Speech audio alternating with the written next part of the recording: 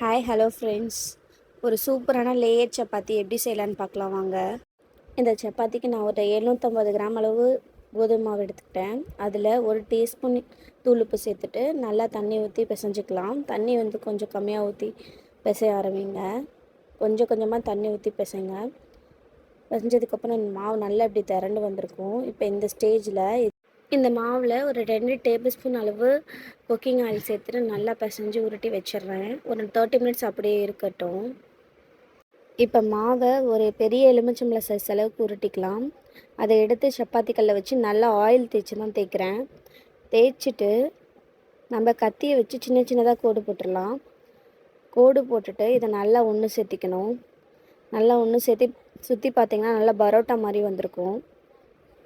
இப்போ இதை மறுபடியும் ஆயிலில் டிப் பண்ணிவிட்டு தேய்க்கிறேன். தேய்ச்சா ரவுண்டாக பரோட்டா மாதிரி தேய்ச்சிடலாம். பரோட்டா மாதிரி தேய்ச்சிட்டு ஸ்டவ் ஆன் பண்ணி தோசை தவா வச்சுட்டு அது நல்லா ஹீட் ஆகட்டும். ஹீட் ஆனதுக்கப்புறம் இந்த சப்பாத்தியை போட்டுட்டு அடுப்பை வந்து சிம் பண்ணிக்கோங்க. சிம்லேயே அது வேகட்டும். அதுக்கு தேவையான அளவு எண்ணெய் சேர்த்துருக்கேன்.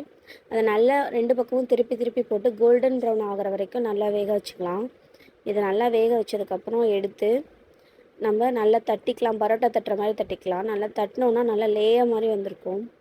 இந்த சப்பாத்திக்கு தொட்டு சாப்பிட வெஜ் மிக்ஸ் சப்ஜி பண்ணியிருக்கேன். இதோட ஃபுல் ரெசிபி வேணும்னா மேலே இருக்க லிங்கை கிளிக் பண்ணி பாருங்கள்.